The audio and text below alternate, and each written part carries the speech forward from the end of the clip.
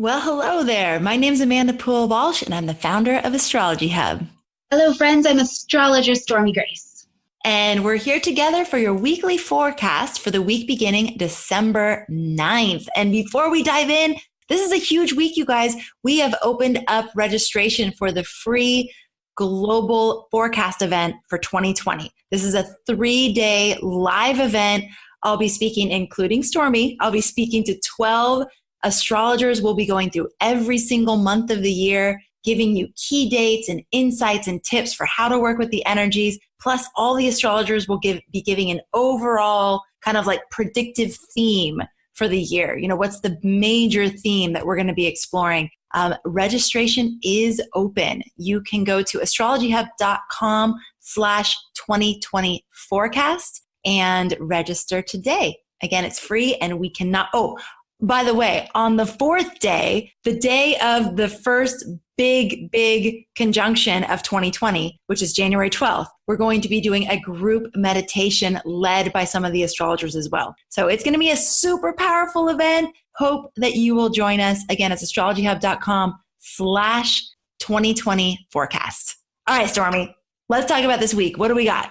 Well, it is a full moon week. This is a big deal this week. This is our last moon phase before we get to the December 26th solar eclipse, actually. So full moon week means it's time to finalize, it's time to adjust, it's time to wrap some things up and get ready for what is coming next. And at the end of the week, we get a cosmic cookie. And I want everybody to be paying attention to it because when Jupiter makes a trine to Uranus, we're not going to see this again until 2028. So the end of the week, whatever you find out, see, acknowledge, or need to adjust this week, the end of the week is your opportunity to grab some things and make some really delicious changes. I love it. Okay, so walk us towards that point. How does the week look? All right, as we jump right in here on Monday, we've got Mercury leading the race, and he's moving after 9 weeks in the energy of Sirius. Deep, intense Scorpio energy. He's moving into free-floating Sagittarian energy. And I tell you what, I do believe that our friend Mercury is taking a little bit of a deep breath, right? He's like, oh, look at these terrains over here. Very bright, very big, because we want to explore. We want to take everything we've learned in the energy of Scorpio and go get new information, new ideas that serve our cause. And here's the best thing. As we start out this week, whatever you've been seeing, what's been coming up for you for weeks that need your attention, you don't need to worry about the details of it this week. Just use Mercury and Sagittarius to get your information, and lots of it. So Amanda, for you, Mercury, Scorpio season in general, what truths came up for you and what information are you looking for now to help you move forward? Gosh, Stormie, I was able to uncover a lot of really deeply hidden thought forms that hold me back, like thoughts around my capability to do certain things. Like I'm comfortable doing some things, but then there were certain things where I just had a block. Like, I don't know how to do it. I am not capable of doing it. I am too old to do it. I am too behind the game. Everybody else is already doing it. All those things just like they came up. And what I loved is just knowing that we were in Mercury retrograde in Scorpio. It's like, that's the point. Like it's not for me to stay stuck there. The point is for me to see those things and move beyond them. Right. And like finish the sentence. That's what I realized. Like, I don't always finish the sentence. I don't know how, but I'll figure it out. I'm behind, but I'll catch up. Or there is no behind. What is behind? Like, what does that even mean? So yeah, a lot of amazing revelations. How about you? Brilliant. Yes, I've had several of them, and some were just more on that deep philosophical level for me with information, really getting into the intimacy of information that I was dealing with. And because I'm very detailed, I'm a very Mercury-based kind of energy, but getting more into the depth of those details was something that was really revealed to me, and I get to continue to do that. So what it looks like is studying on the other side for me and continuing just that path of growth. But on quite another side, during the Mercury retrograde, I sat down with my husband and we just looked at each other and I'm like, it's time to buy the house.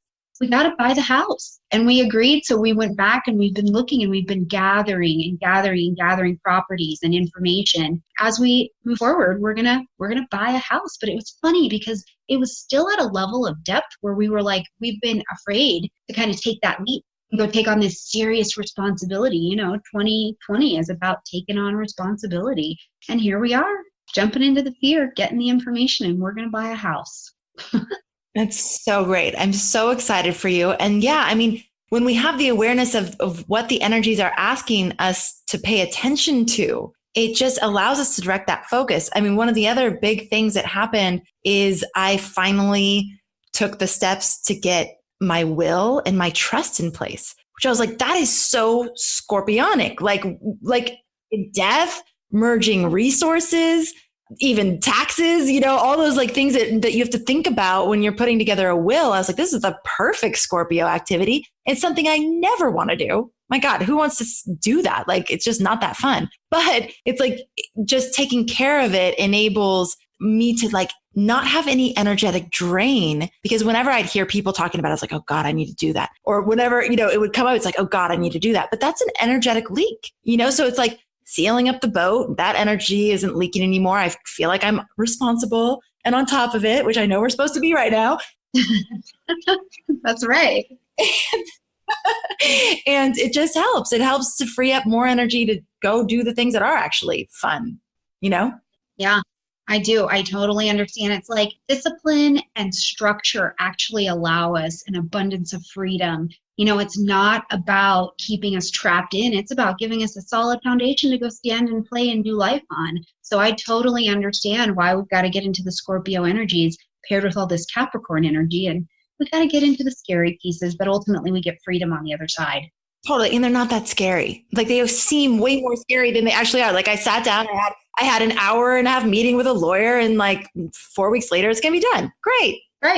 Right. But thinking about it, the anxiety that we build in our heads, like the human head can just magnify things, and it's the scariest thing ever. And then you do it and you're like, oh, that's an hour out of my life, and look how pristine it is. Exactly. You know what I was thinking too, Stormie, is when you were describing the structure enables us to play more and have more fun. If you look at like beautiful tango dancers or salsa, those couple dances where the man is kind of holding the space and the woman's able to just be this glorious, like, beautiful, moving, fluid. I don't even know. I keep thinking of bird, but you know what I'm saying? Like she's free. She's like, but she's also disciplined. But it's that structure that enables her to like fly and float and just do her thing. And that's so funny because as I'm saying it, I was thinking about your boat example. I'm like, yeah, if there's holes in the boat, you're going to still have a boat, but you're not going anywhere, at least not quickly. Yes, exactly. All right. That's so funny. So we're having a good moment here. All right, let's roll back into this week because we've got to talk about this full moon. So the full moon, just depending on where you are at, you'll be experiencing the influence about the 11th or the 12th. So that just depends. But this is going to be at 19 degrees of Gemini. So grab that chart, locate 19 degrees of Gemini, and also see what's happening at 19 degrees of Sagittarius so you can see where the influence is coming. But ultimately, this particular moon, because it's a full moon, says we need to end something. We need to acknowledge something, or we need to make adjustments. We need to consolidate. We need to wrap things up. And what does it look like? It's Gemini things. This is a chatty energy. We maybe need to make final decisions in our networking groups. Sell things like your house or your car. Buy the thing like your house or your car. If there's something with neighbors or siblings, whatever needs to be wrapped up, it's time to bring those things to an end. Now, I will tell you, Becca, if you're in the inner circle, Becca's going to get a little bit more into this, but this particular moon also sits in quincunx to Venus, Saturn, and Pluto. So this is a moon that will require a fair amount of adjustments. And because there's also a connection with Neptune, what can happen for us is that we've got to make these adjustments. We feel like we're almost there, but then we get away from it because that's the energy of quincunx that Rick talked about. So you kind of feel a little bit off the beam while also being productive, but that Neptune energy can help you feel like a victim. And I would encourage all of us to remember we're not martyrs, we're not victims, it's just big kid life. We're maturing. We've got to make big kid decisions at this point, okay? Yes. And so for Inner Circle members, go back and look at your quincunx training. We had that mastery class from Rick Levine a few months ago. So go check it out because that energy is going to be in full effect here for the full moon. Absolutely. Well, and the nice part about this moon, I think, is when we arrive at Friday, because we've got Mars and Neptune in a trine. And this is very, very helpful for nurturing any actions that need to happen, any decisions, anything that you saw that came up from the full moon. Like, what did the full moon reveal to you? This is the last trine that Neptune's going to make to Mars for the year. So take advantage of being able to apply spiritual actions, creative solutions, right? Maybe just taking advantage of growing up a little bit, right? Like, yes, I still have to make changes. Yes, the circle of life is still going, but it's okay. And I'm okay with it. Well, what do you mean by, like, how do we take advantage of the gift of applying spiritual actions? Like, what does that mean?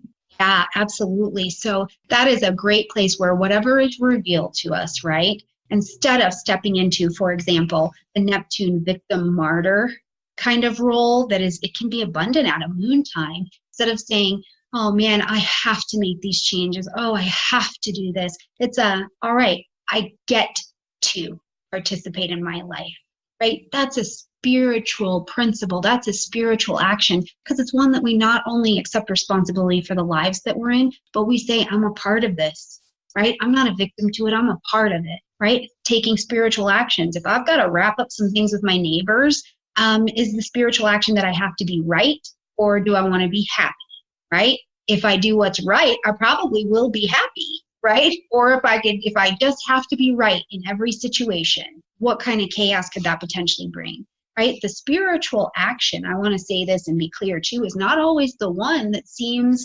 submissive, right? Sometimes the most spiritual action I can take is to go step into my power with people. So it will just depend on what the revelations from the full moon show you need to do. If you've been house hunting like we have, if your realtor hasn't been calling back, maybe what you need to do with this Mars Neptune is say, hey, are you the correct realtor for us? We're trying to see properties. You see what I mean? So spiritual actions don't always look passive or submissive, and they're not always soft and gentle, but they are always truthful and above board.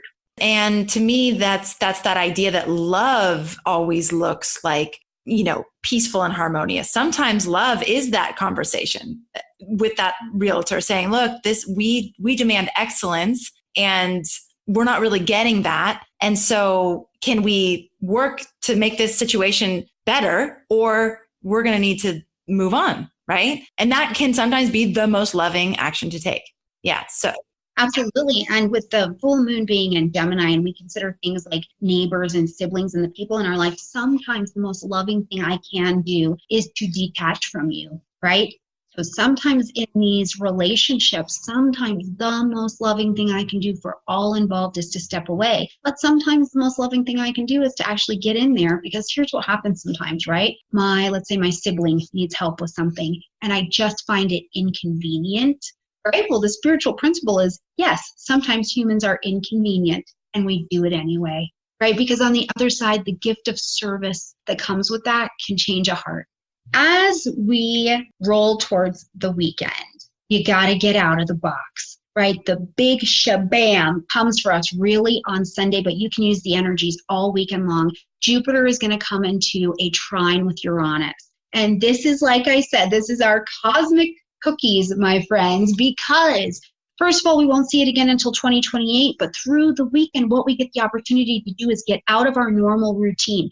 Jupiter is going to bring this opportunity. Uranus is going to say, get out of the box and do it different, but together they set you up for success. What has been shown to you this week? Where have you felt stuck a little bit? Try something new. You might blow your mind at what you do if you will get out of your box, but it is an opportunity to break the routine for success going further.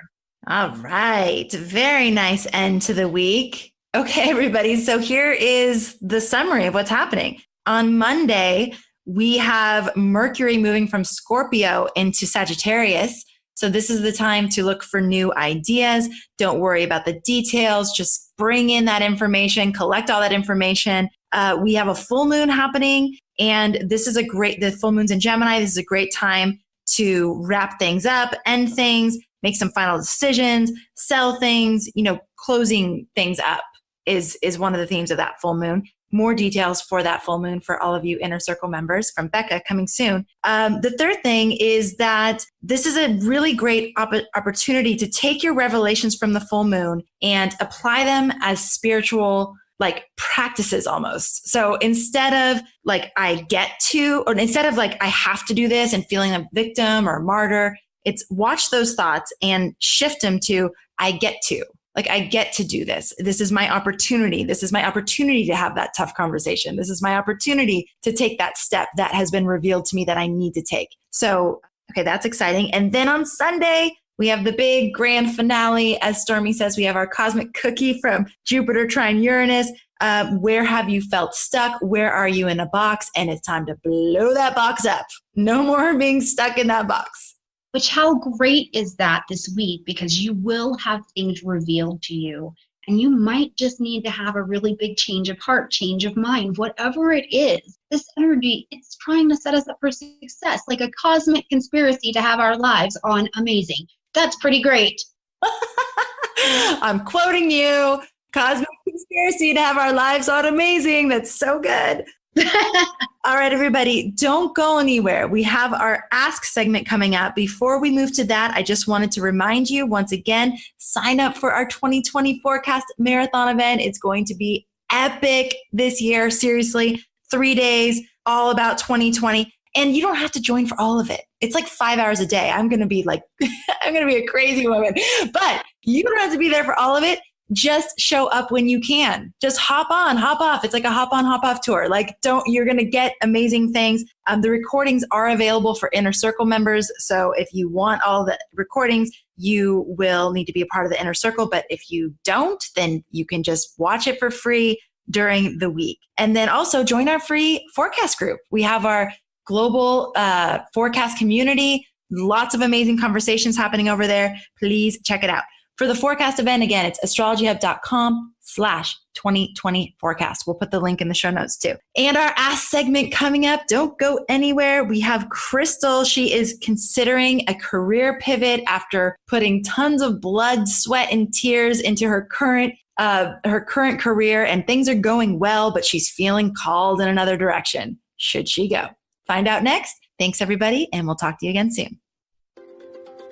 You guys, I am so excited. I've been waiting for this for months. It is with pleasure that I officially invite you to our free 5th annual Global 2020 Astrology Forecast Marathon event. Registration is now open. The event is taking place online January 9th through 12th, and it is going to be epic. Just go to astrologyhub.com/2020 forecast to reserve your free seat today. We're featuring 12 of your favorite astrologers, including Kai Pacha, Christopher Renstrom, Stormie Grace, Anne Orderly, Gemini Brett, Jennifer Rassiopi, just to name a few. I'll be broadcasting live with these astrological powerhouses for 5 hours per day, walking through every month of the year and making sure you know about key dates, important transits, and how the energies may interact with global situations like the health of our planet and financial and political institutions, and the types of energies you may see playing out in your personal life, in your career, your health, and your relationships. Our previous attendees have called this event an astrological smorgasbord,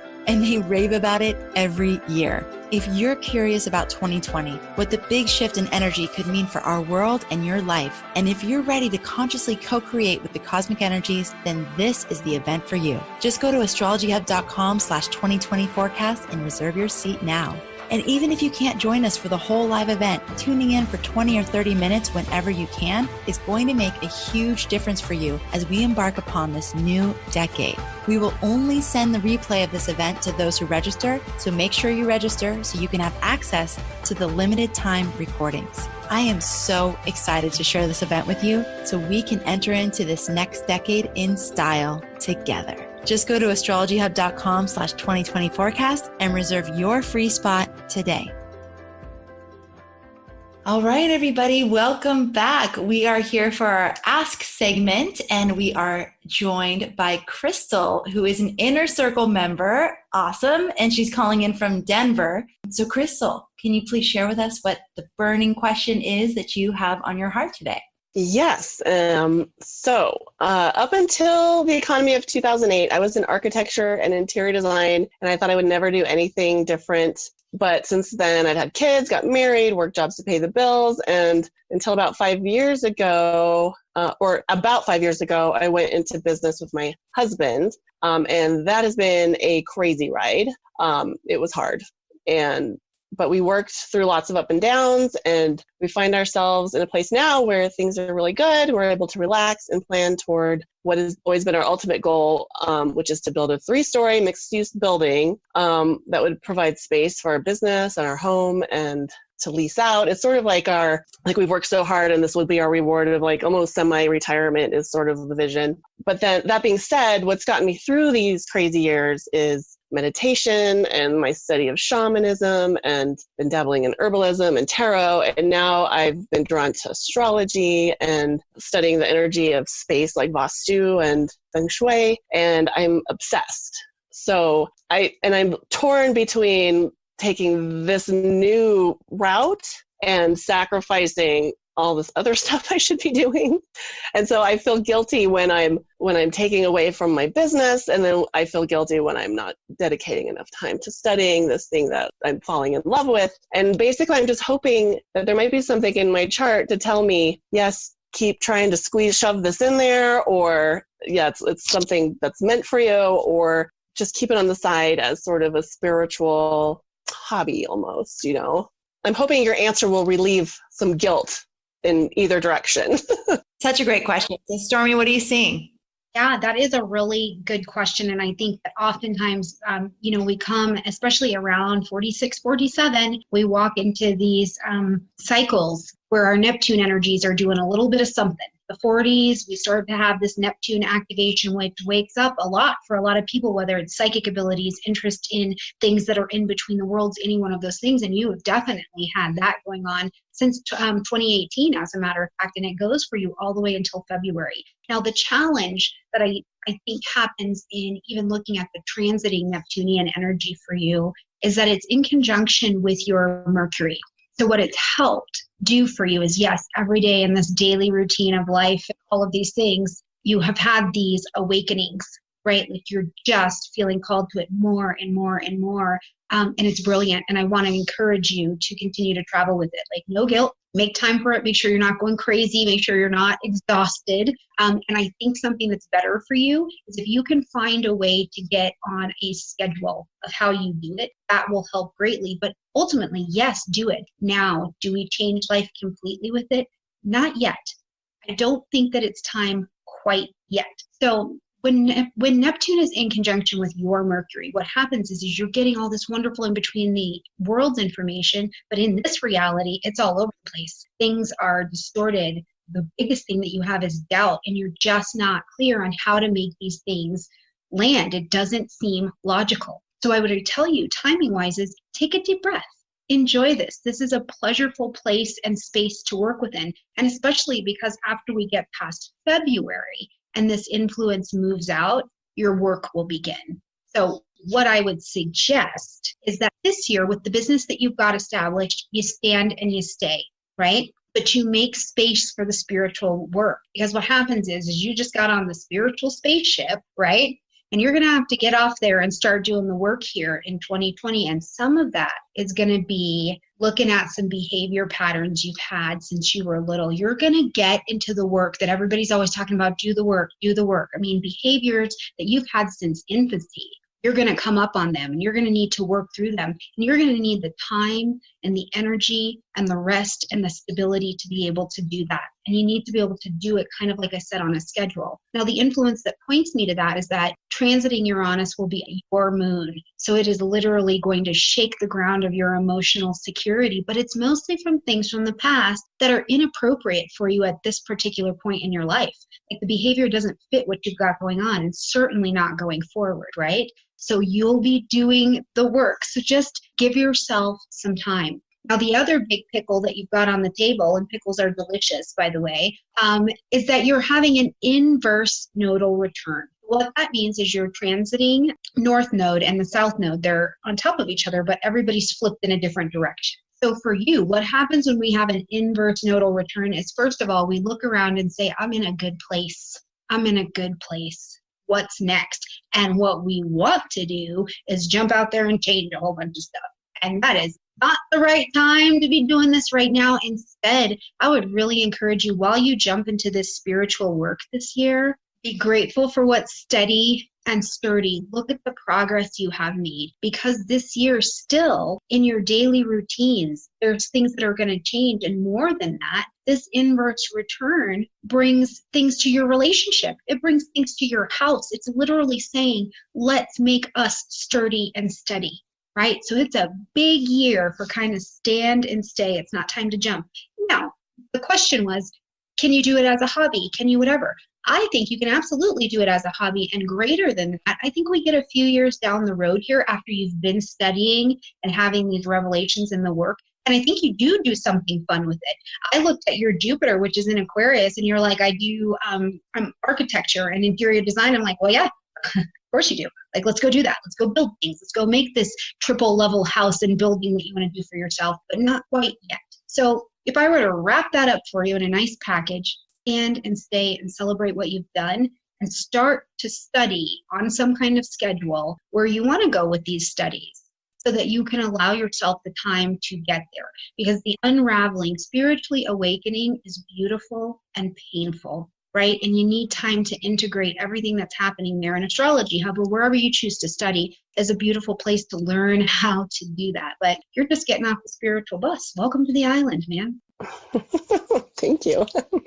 Love it. And one thing I wanted to just add there is instead of seeing them as separate things, you could really focus on bringing the sacred elements that you're learning about into your work.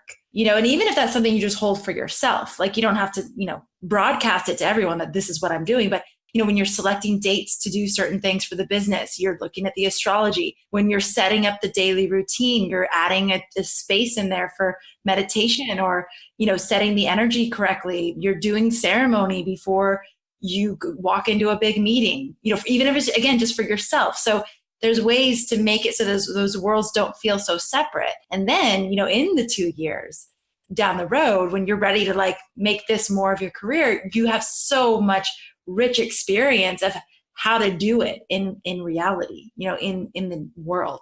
So that's just another thing I wanted to offer. And it's interesting because as we travel through 2020 and then we get into the end of 2020 and travel through 2021, the things that are activated, right? Our biggest energies are going to activate those. So it's funny, I keep seeing you making chakra or mantra t-shirts. Why can't you take what you're already doing and then add value to a community that is going to buy that stuff, right? I've thought of that. Yeah, see, and so it's like, even all the way around, you've got the intermixing right here at your fingertips in the first place. And then these energies over this next couple of years are going to help you make that solid and see how to bring it in for you. Because I think that's the other thing about astrology and all of these things. It only matters what it means to you, So if you can take it and then you can figure out how to take it and make it valuable, that's okay as well. Right. I love that. Yeah, that really resonates with how I've been feeling instinctually. But of course, I'm such a newbie, there's so much doubt and, insecurity around it. I'm like, am I just wasting my energy and my time and being silly doing this? Or is this really something that I should be putting my energy into as well? Yeah. And that's, this influence, and it's just been around for a while. So it's kind of been grinding on you for a little bit, I think, here. A lot of doubt in many different areas, especially in day-to-day living, I would think have been on your table. And that's okay. The influence lifts in February. We're almost there. And until then, oh my gosh, just enjoy looking around being like, holy crap, there is so much to learn. And I'm going to get what I need from here. Stormie, where are you seeing the doubt? What are you looking at in her chart to see that? Yep, absolutely. So I'm looking at the Neptune transiting, Neptune being in conjunction with her Mercury. Okay. Been in place for some time, since probably about 2018, and it's traveled and it's going to travel all the way until February. And then she gets, maybe get your rational mind back. How nice would that be? But then, Neptune's going to push in and start rolling over some other energies in your chart, right? It's going to start to move towards this Venus, which is going to be love and money. You're going to not be sure what to do in that particular arena, but sometimes it brings such a beautiful creativity to your table and you start doing things differently. But, think about the pattern, the practical pattern. You start bringing in something that makes you feel joyful into your everyday living, and it touches and vibrates in harmony with everything else and kind of lifts that vibration. So Neptune's not just coming to be troublesome, I promise. Did you say that there was a specific time that seemed best for building? For doing your building? Yeah, I think for me personally, I think by the time we are moving towards the springtime of this year, or excuse me, of 2020, we're in 2019, of 2020, you can start to put some plans into consideration as to what that would actually look like. And in times to lay that foundation and actually get it going, I think would be best around the time of June. If you pay attention there, because we're going to have this last little bit of energy in Cancer and Capricorn, so you can set building structures. And from there, you get the Gemini Sagittarius energy to expand. So if you've got the structure set or you've got the foundation where you want it, then you can start to gather the resources and actually do the expansion. Great. Hey, that fits right with what I'm doing. Yep. And if you wanted to wait in even longer and push it into 2021, your chart would support that as well. Good. It's stand and stay for right now. The expansion energy with Jupiter in Capricorn is weak. He's weak in that position. He's effective and we get to see the benefits that he has there, but he's weak. So it's not the best to just go, I'm going to do this whole new thing, but to bring it in slowly and in baby steps, then you can build something. So stand and stay for now. I will. Yeah, that's exactly how I've been feeling. It's just like, wow, I can breathe and I can sit here and kind of just fine tune things and just kind of enjoy a little bit of peace for a minute. So it's really good to hear you say that. Yeah, it's going to be good. It's going to be good, and enjoy the work and walk with us. Walk with us and let us walk with you as you uncover it. It's like what Adam said in the inner circle, where we're like the oak, with like our back against the oak, but reaching for the stars. So you have that stability and you have the expansion at the same time. Yeah, absolutely. I'm interested to see what December ends up looking like for you of 2020, because I almost feel like whatever you were working on between 2012 and 2015 that you couldn't quite get your fingers around, we'll see this coming back up. And I do think it's something in an element of design for you. But in December, you're able to grab onto that and take it forward. So this is going to be, I'm quite interested. You'll have to keep us posted on what's changing for you. And maybe you just reflect on that for yourself. During those time frames, what is this thing? It came up. It was probably likely very different than what you were doing, but it was creative and you tried to grab onto it and you just couldn't. You weren't prepared. I will look at that because I'm sure there was a lot of things actually. I know, right? You're like, D, all of the above, all of 2012. Yeah. Yeah, it was crazy. Yeah, keep an eye on it because it might not have been profound at the time, but you wanted it and you couldn't get your hands around it at that time, but you'll be able to here just quickly. So, yay. Awesome. Crystal, thank you so much for joining us, and please do posted. Thank you. I will. It's such a pleasure. All right, you too. And thanks for being a member of our inner circle. Thank you for existing. Our pleasure. Thank you, everybody, so much for tuning into the show, for being a part of our community, and for making astrology a part of your life. We'll catch you on the next episode. Hi, this is Chris Kaplan, the producer of the Astrology Hub podcast. This episode is over, but check the show notes for links to products and services you've heard about during this episode. And if you enjoyed our show, please subscribe and rate using the subscribe button wherever you listen to your podcasts.